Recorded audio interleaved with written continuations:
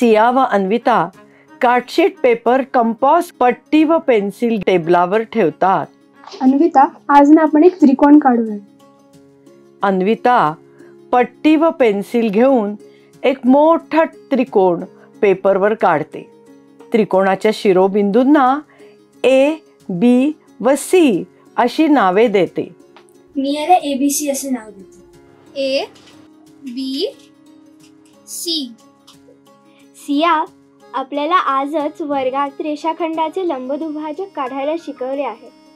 तर आता तू या त्रिकोणाच्या बाजूंचे लंबदुभाजक काढ पाहू. ठीक आहे, मी ती कृती काढते. ती मला चांगलीच लक्षात आहे.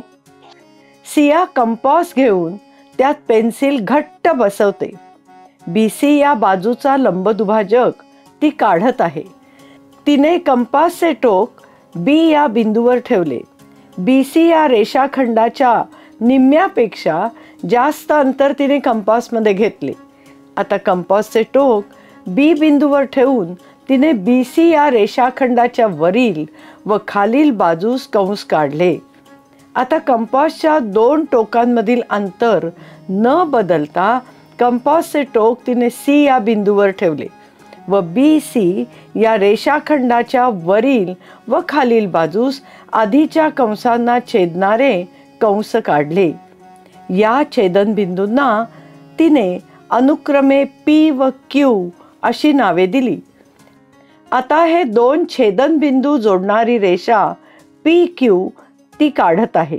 रेषा PQ बाजू BC ची लंबदुभाजक आहे. रेषा PQ बाजू BC ला जिथे छेदते ती बाजू BC चा मध्यबिंदू आहे. या बिंदूला M असे तिने नाव दिले. M कोन PQR बरोबर 90°. याच प्रकारे तिने बाजू AB चा लंबदुभाजक काढला. त्याला तिने रेषा RS असे नाव दिले.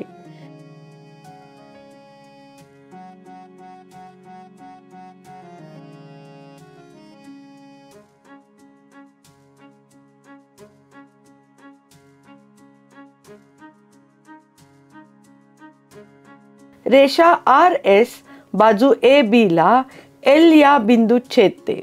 याच पद्धतीने तिने बाजू AC चा लंबदुभाजक काढला. त्याला तिने रेषा TU असे नाव दिले. रेषा TU बाजू AC ला N या बिंदूत छेदते.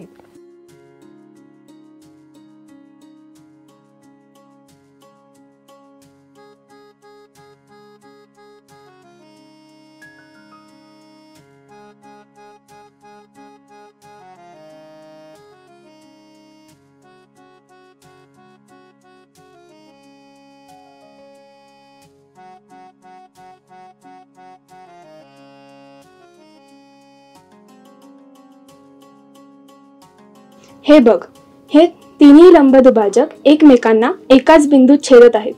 त्रिकोणाचे लंबदुभाजक एक संपाती असतात. वा, फारच छान.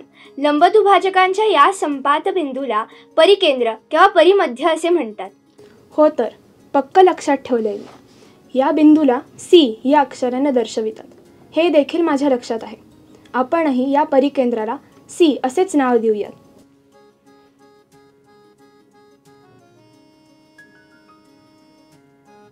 वा, छानच. आज चांगला अभ्यास झाला. आता आई व शाळेत ताई या दोघींकडूनही शाबासकी मिळेल. काटकोन त्रिकोण, लघुकोन त्रिकोण व विशालकोन त्रिकोण काढा व त्यांच्या लंबदुभाजकांच्या संपात बिंदू परिकेंद्राचे स्थान शोधून काढा. चालेल, मी काटकोन त्रिकोणाचे परिकेंद्र शोधते. सियाने कार्डशीट पेपर घेतला आणि पेपरवर एक रेषाखंड काढला. त्याला QR असे नाव दिले. आता तिने कोन मापकाच्या मदतीने 90° मापाचा कोन काढला.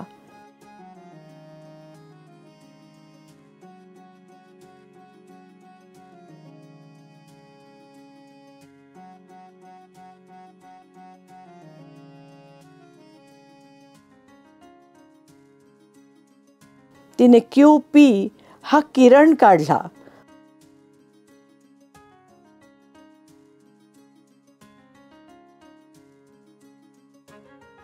व त्रिकोण PQR पूर्ण केला.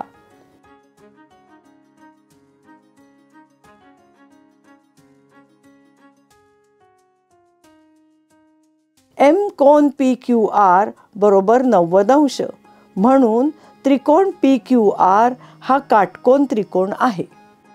बाजू PR हा या काटकोन त्रिकोणाचा कर्ण आहे. आता सियाने बाजू PQ, बाजू QR आणि बाजू PR यांचे लंबदुभाजक काढले.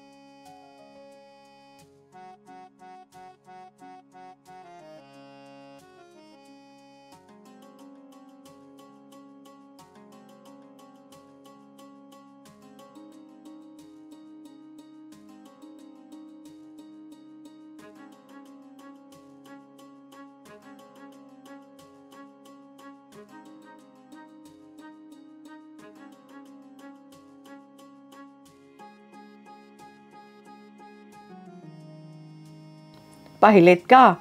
म्हणून त्रिकोण PQR च्या लंबदुभाजकांचा संपात बिंदू म्हणजेच त्रिकोण PQR चे परिकेंद्र कर्ण PR चा मध्यबिंदू आहे.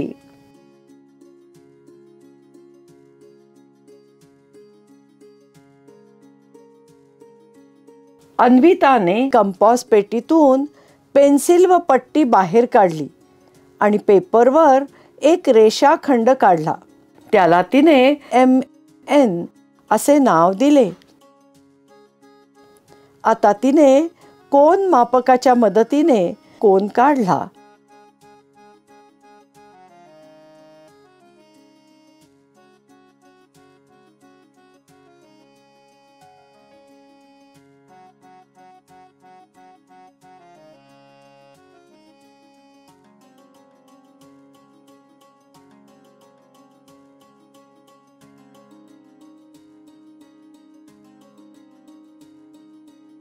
त्याला तिने L असे नाव दिले. अन्विताने त्रिकोण LMN हा लघुकोन त्रिकोण काढला आहे. तिने बाजू LM, बाजू MN आणि बाजू LN या तीनही बाजूंचे लंबदुभाजक काढले.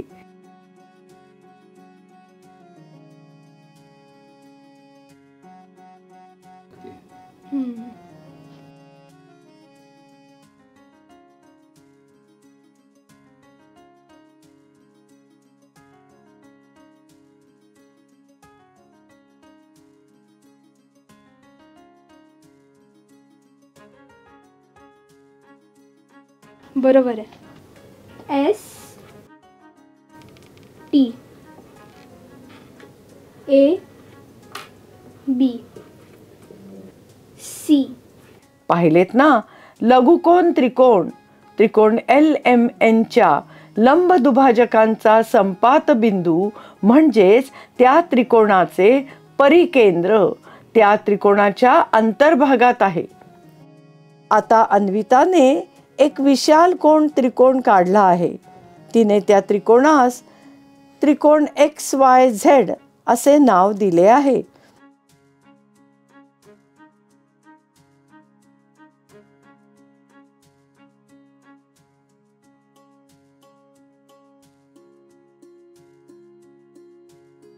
तिने त्रिकोणाच्या तीनही बाजूंचे म्हणजेच बाजू XY, बाजू YZ आणि बाजू XZ यांचे लंबदुभाजक काढले.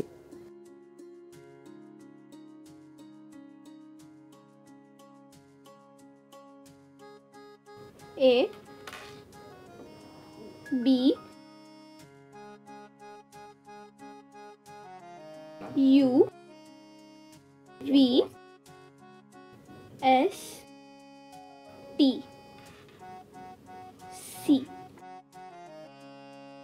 तिला दिसले की त्रिकोण XYZ या विशालकोन त्रिकोणाच्या लंबदुभाजकांचा संपात बिंदू म्हणजेच विशालकोन त्रिकोणाचे परिकेंद्र त्या त्रिकोणाच्या बाह्य भागात असते.